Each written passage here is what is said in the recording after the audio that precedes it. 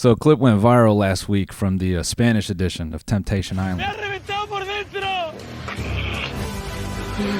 por favor. I think a lot of people learned how comically evil this show is.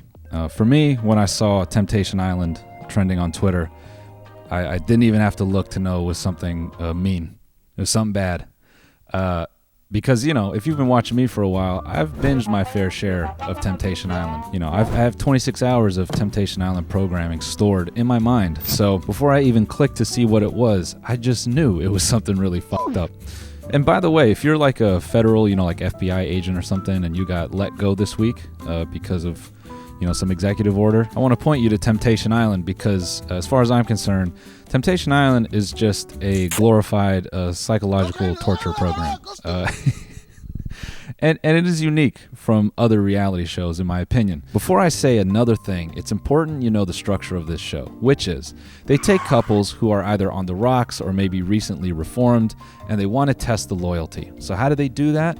They take these couples, they separate them into different houses, and they put them with eligible singles and see basically if they crack. A key component of this show is filming them and showing these clips to everyone's respective partners out of context or in context to try to get them to either break or inspire them to do something really bad. But anyways, the clip that everyone's talking about is regarding a gentleman by the name of Montoya. And Montoya had to sit there and watch his lady take a foreign missile in night vision. So he basically got his version of the Iraq War last week. Montoya has to stand before a Best Buy display on a beautiful beach, and what's on the screen is his lady going through the motions, the flirting, the dancing, building the tension, before inevitably sleeping with another man. And his reaction to that is, very visceral. He's literally clawing at his own body. And during this process, there's a lady sitting next to him who, in context of the show, is likely a girl that he's coupled up with. And in Montoya's moment of despair, this young lady looks at him and says, "Montoya, please, sit down." Which I thought, out of everything going on in this whole clip, was one of the funniest things because, if I'm Montoya, I'm like, hey, sorry, I'm watching my girlfriend get nailed at a sewing needles pace by another guy right now. I don't know if I just want to sit down and take it. Like her. A lot of people's focus was imagine having to watch your partner, be with someone else. That's terrible. And to that I would say the creators of the show can imagine it. They've actually imagined and executed over 40 hours of programming, 4 seasons worth of this type of behavior. I do want to point out that Temptation Island, in ways, it feels like a show that would be banned. It feels like something that you would reference to say, oh yeah, they did 1 season of this show in the 2000s and it was too crazy and they cut it off because people just couldn't contain themselves. Because overall, when you go on Temptation Island, you don't walk out of there with a career as a famous influencer. You don't get known for your personality. A lot of people go on that show and then they come off of it and they're just known for something really brutal. It's like, hi, I'm Ashley and I'm the girl whose boyfriend left me on day 1 to have a threesome with other people. Hi, I'm David. You may know me as the guy that sat there and cried my fucking eyes out while I watched my girlfriend twerk on another guy and eventually blow him in a hot tub. Now let's get back to the greatest ad for a pair of shoes I've seen in my entire life. Running down a beach to confront your partner for sleeping with another person is possibly the most difficult way to do that, right? He's running right there on the shoreline. And I think that texture is also not only difficult to run in because it's like wet concrete, but also the sound of that. Every time his foot is stamping down that wet sand, it's just fucking... The faster he's running, I bet you that sound is just starting to flash in. Like, it probably sounds like sex.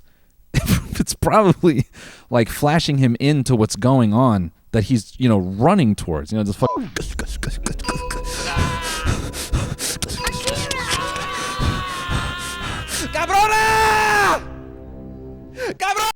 This guy, if whatever new Game of Thrones season is coming out, he should be paid to do the Wilhelm screams. I mean, this guy's screams are fucking money. The vocal tone, everything. This is the type of stuff you can make $250 a day in Hollywood doing. There's AI can't capture this type of passion. So he runs up to the house and he's screaming, he's yelling at her from outside the doors. Now I want to back up, rewind. to before he runs. And I want to point something out with this casting of the show. So if you watch the first couple seasons of Temptation Island, the people on there, like, they're attractive, you know, but it's more like they're 10s in their area. You know what I'm saying? Like, despite them maybe having, you know, really dope bodies or really dope features, they still feel like the hottest people you know on Facebook. But there's still something about them that just feels a little bit regular. You know, they're not all the way 10s. You know, there's something weird about them. Like, a guy could be ripped, 6 foot, but he's just got like an awkward head shape, you know, or a lady is beautiful, fit, but her voice is just like, ugh, you know, like each one of them have just a slight imperfection that I think makes you connect to them a little bit better. And then some people on the early Temptation Island episodes are just flat out regular. The early episodes of Temptation Island feel more akin to like dropping 20 goldfish in with 3 beta fish, you know, and will the beta fish take each other out, or will they take the goldfish out first and then each other? Season 1 and 2 of Temptation Island is honestly such great television because it is just regular people choosing to be evil. It's like, it's just laid out in real time and it's fucked up. And none of those people give off the impression that they're trying to be famous. It just feels like they're on this TV show and they're genuinely thinking, you know what? I will have a threesome with a couple strangers. And who gives a shit?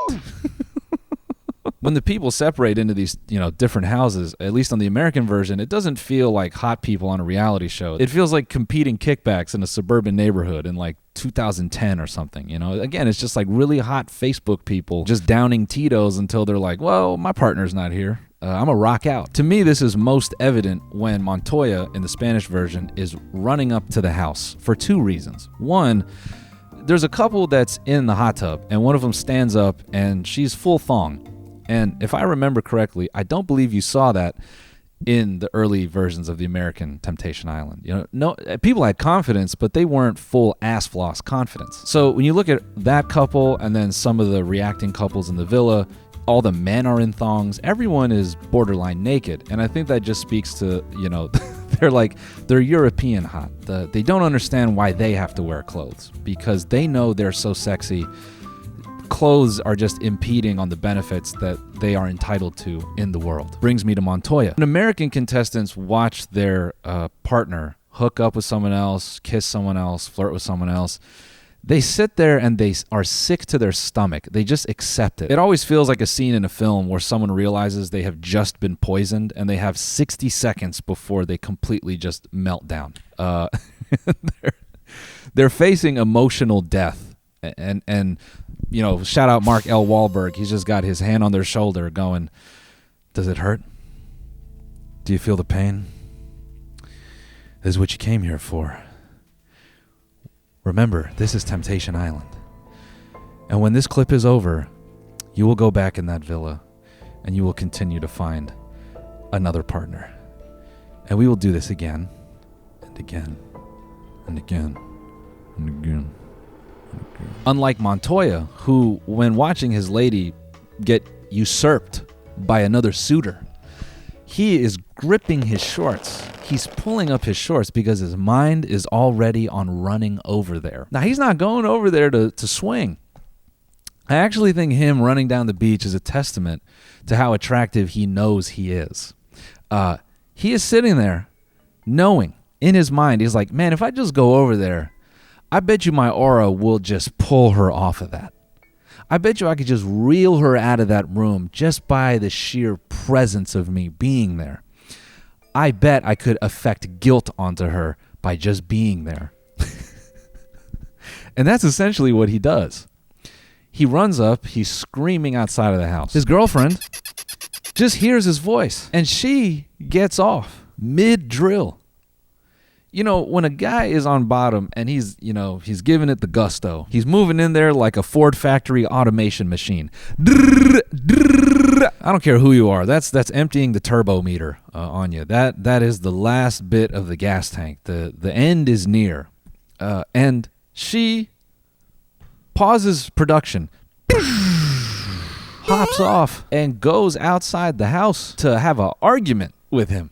She gets off mid-drill to go, you're going to learn why I did this.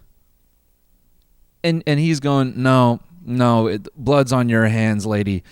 I can't believe you've done this to me. It's over between us. And in a moment of just pure fearlessness, he flops to his back again on the beach. He's doing the thing that the Spanish Missile was, clowning him for. He's like, I bet you baby is going to cry on the beach again. And he cried on the beach again. And you know what that did? That was like the ultimate on his aura, because the girlfriend couldn't resist. I mean, look at her. She went booking it out of that house. She matched his time. And as a side note, it's so funny, she took off, and she took off so fast no one in that house could catch up with her. I just still have it in my mind. They're all screaming, corre, corre, corre. In the middle of sex, Montoya was just able to like spiritually scorpion her, just fucking get over here and pull her out of the house, to the point that minutes ago, she was making love to someone else, and then she's hugging him going, I want to be with him now. And when he goes, no, she goes, I want to go home. People were calling them all dirtbags and, saying they're both crazy and, 1 minute they're this, next minute they're that. Bro, I just think what ended up happening was they put too many hot people in proximity of each other, and it just created emotional polarity. You get too many hot people in a room, it just it inverts everyone's mind, and it just bipolar gets put in the atmosphere because it's just too much power. Now, a minute ago, I was just saying you don't walk away from this show with like some high-ranking influencer profile, and that was already, it rang true. Once this clip popped off, I mean, you have Formula One, the U.S. Tennis Open, Valorant, Netflix Spain, MotoGP, fucking Fox Sports MLB. I mean, the list goes on. This is exceptionally funny if you recall the timeline, He cries on the beach because she makes out with another dude. As a result of this, he goes and he gets a lap dance. And as a result of that, she goes, well, I would like some sex now. And he's sitting there on the other side going, it's my fault. Something that's coming to my mind now is I kind of swore off of Temptation Island. I watched the first 2 seasons. I'm like, that's it. No more of this shit. Because the producers are successful every single time. And it is funny to me that I don't have to keep up with the show, and I see this one clip, and they are still at it. These bastards have done it. They're doing it worldwide now. They go, man, we broke the American mind, and now it's time to break the European mind. And I really feel that this show is 20 people conspiring in a room, and they're like, I would like to torture someone. When they're in those casting rooms, I know they're sitting there fired the fuck up. They see someone and their eyes light up. They can't hold it back. The group of them are pinned on that person, and they're going, oh my God. Oh my fucking God. I'm going to break you. I'm going to break you mentally. They're sitting there staring at their headshots in the bathroom, just beaming while taking a shit. You have no clue. You're going to be my little rat. Mm-hmm. You're going to be my little mouse, and I'm going to lead you to the cheese, and then I'm going to... Anyways, man, I'll see you on the next one. Goodbye.